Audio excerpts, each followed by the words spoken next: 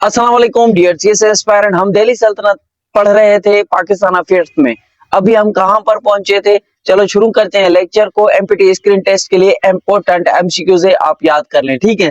तो खुसरो खान 1320 में ये रूलर आया। बाकी रूलर हम डिस्कस कर चुके हैं, ठीक है। तो नंबर 1 पे एमसीक्यूज आता है। Khusro Khan assassinate the throne of Delhi Sultanate under which रेगनाल title. अब रेगनाल टाइटल का मतलब होता है जो भी बादशाह तख्त पर बैठता है वो अपने आप को टाइटल देता है। इसने अपने आप को टाइटल दिया था नसीरुद्दीन खुसरो शाह। जैसे इसका नाम खुसरो खान था हिस्ट्री में, ठीक है। तो टाइटल इसका ये था। तो ये ascended the throne of Delhi Sultanate, मतलब कि ये दिल्ली सल्तनत पर बैठा। दूसरे नंबर पर एमसीक्यूज आता है। Khusro Khan assume power in 1320। His rule lasted for a few month. इसकी हुकूमत थोड़े अरसे तक चली थी, जो कि 1320 में शुरू हुई थी, ठीक है। तो तीसरे नंबर पर एमसीक्यूज आता है। Before coming sultan Khusro Khan originally belong to which social status? Hindu slave. ये हिंदू स्लेव था, एक हिंदू गुलाम था जो कि बाद में सुल्तान बना। तो हम इसको ये टिक करेंगे, ठीक है। आगे चलते हैं। चौथे नंबर पर एमसीक्यू आता है। Khusro Khan rose to the throne after the assassinating the sultan. Sultan Mubarak Shah Khilji को कत्ल करके ये खुसरो खान दिल्ली सल्तनत पर बैठा, ठीक है।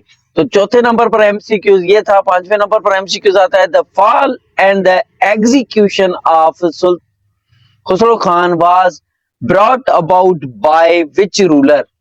गयासुद्दीन तुगलक। अब देखो, इसके बाद सुल्तान गयासुद्दीन तुगलक और तुगलक डायनास्टी शुरू होगी। तो ये सुल्तान यहां से शुरू होगा, ठीक है। तो 6 नंबर पर एमसीक्यू आता है। Which important military camps did Khusro Khan successful lead prior to his accession? अब देखो, expeditions to Dewangiri and Branjal. अब देखो, ये दीवानगिरी एक इंडिया कहलाएगा, ब्रंजाल भी एक इंडिया कहला जाए। यहाँ पर उसने कैंप लगाई, जंग की। जंग लगाने के लिए अपनी फौज भेजी, इंपोर्टेंट कैंप्स लगाई और यहाँ पर इसने सक्सेसफुल कामयाबी हासिल की। उसके बाद आता है 7वें नंबर पर एमसीक्यूज। खुसरो खान, पहले जिसने लेक्चर देखा है उसको सब समझ में आया होगा आसानी से। Khusro Khan hold unique distinctions in history of Delhi सल्तनत एज बीइंग द क्या? खुसरो खान ने कौन सी एक अलग हिस्ट्री बनाई दिल्ली सल्तनत में? First non Turkish ruler of Delhi. सब रूलर तुर्किश थे, ठीक है। ये खुसरो खान एक अलग रूलर था, ये हिंदू स्लेव था। इसके लिए first non Turkish ruler of Delhi यहाँ पर आप ये सिलेक्ट करेंगे, ठीक है। ऑप्शन बाकी भी लिखे हुए हैं, आप पढ़ सकते हैं, देख सकते हैं, गौर कर सकते हैं, सर्च कर सकते हैं। 8 नंबर पर एमसीक्यूज आता है। Khusro Khan conserve conversion to Islam subsequent rise in the Khilji court reflect which broader phenomena of the Delhi Sultanate? अब देखो, यहाँ पर इसने इस्लाम कबूल किया था, पहले हिंदू था।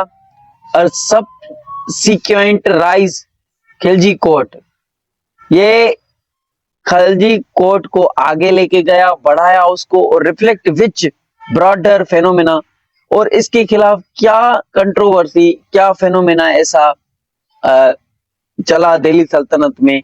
वो था the incorporation of the converted slave into ruling elite.